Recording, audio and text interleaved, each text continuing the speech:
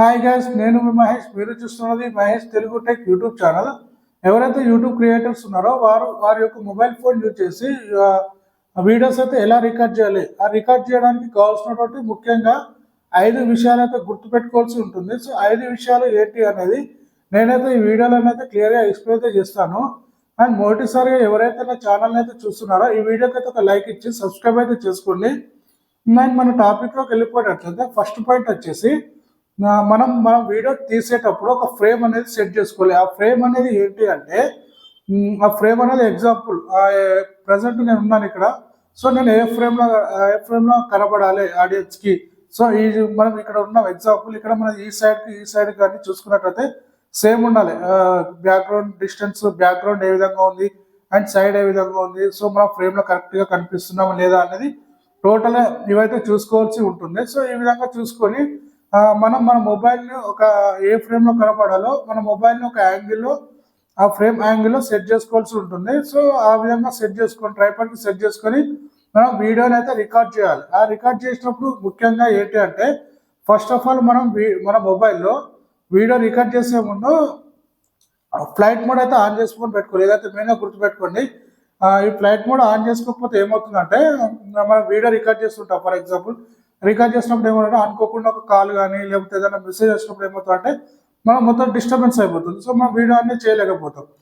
So ఏంటి అంటే ఇలా నాకు చాలాసార్లు అయితే జరిగింది. ఎవరైనా సరే వీడియో రికార్డ్ చేస్తున్నామంటే first of all main thing వచ్చేసి ఫ్లైట్ మోడ్ అయితే ఆన్ చేసుకోవాల్సి ఉంటుంది.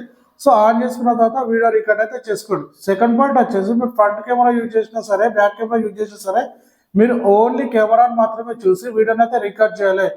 ఓన్లీ కెమెరా, మీ మొబైల్కి ఉన్న కెమెరా లెన్స్ మాత్రం చూసుకుంటూ మీ వీడియోని రికార్డ్ చేసినట్లయితే మీ వీడియో అనేది పర్ఫెక్ట్గా రావడం జరుగుతుంది.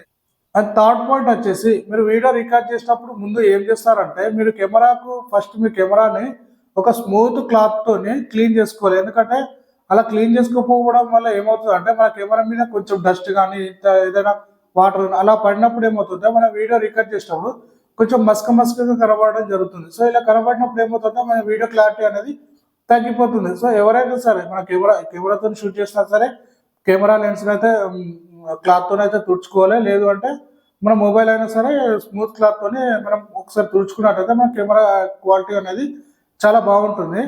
ఫోర్త్ పాయింట్ వచ్చేసి మనం ఫ్రంట్ కెమెరా యూజ్ చేయాలా, బ్యాక్ కెమెరా యూజ్ చేయాలా అంటే మనం వచ్చేసి ఫ్రంట్ కెమెరా యూజ్ చేయడం వల్ల కొన్ని డిసడ్వాంటేజెస్ అయితే ఉంటాయి. ఏంటంటే మనం ఫ్రంట్ కెమెరా యూజ్ చేసినప్పుడు ఏమవుతుందంటే మన చూపు అనేది కెమెరా లెన్స్ మీద ఉండకుండా మన స్క్రీన్ మీదకి వెళ్ళిపోతుంది. ఆ స్క్రీన్ మీదకి వెళ్ళిపోయినప్పుడు ఏమవుతుందంటే మన లుక్ అనేది అవుటర్ లుక్ వెళ్ళిపోతుంది. ఎగ్జాంపుల్ ఇప్పుడు కెమెరా లెన్స్ చూసినప్పుడు ఏమవుతుంది, స్ట్రైట్గా ఉంటుంది.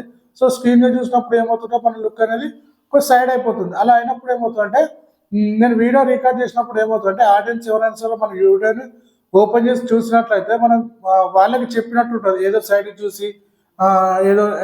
చూసి చెప్పినట్లయితే ఉంటుంది. సో ఎవరైనా సరే వీడియో రికార్డ్ చేసినప్పుడు ఏంటంటే బ్యాక్ కెమెరాని యూజ్ చేసి అయితే వీడియోని అయితే రికార్డ్ చేయండి. సో మీకు ఒకవేళ షూట్ చేయడం రాకపోతే ఎవరైనా హెల్ప్ అయినా తీసుకొని రికార్డ్ అయితే చేసుకోండి.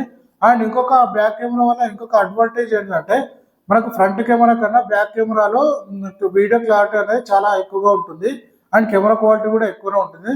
సో బ్యాక్ కెమెరా యూజ్ చేయడం వల్ల మన వీడియో క్లారిటీ అనేది ఫ్రంట్ కెమెరాతో పోలిస్తే బ్యాక్ కెమెరా అనేది చాలా బాగుంటుంది.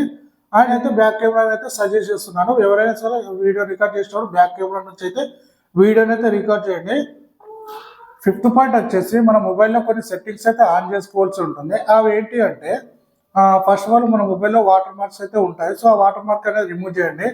అండ్ నెక్స్ట్ ఏంటంటే మన మొబైల్లో వీడియో రికార్డ్ చేసినప్పుడు క్లారిటీ అనేది ఉంటుంది. ఎట్లా అంటే 1080 కానీ 1280p కానీ 4K వీడియో కానీ ఈ విధంగా అయితే మన మొబైల్లో సెట్టింగ్స్ అయితే ఉంటాయి.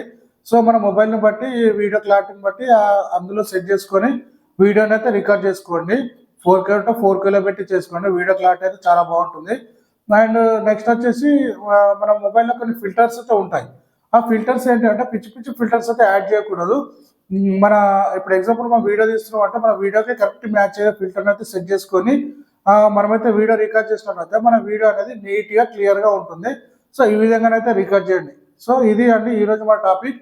ఈ 5 విషయాలు గుర్తుపెట్టుకొని మనం వీడియో చేసినట్లయితే మా వీడియో అనేది క్లియర్గా నీట్గా చాలా క్లియర్గా బాగుంటుంది. నా వీడియో కనుక మీకు నచ్చినట్లయితే లైక్ చేసి సబ్స్క్రైబ్ అయితే చేసుకోండి. Thank you.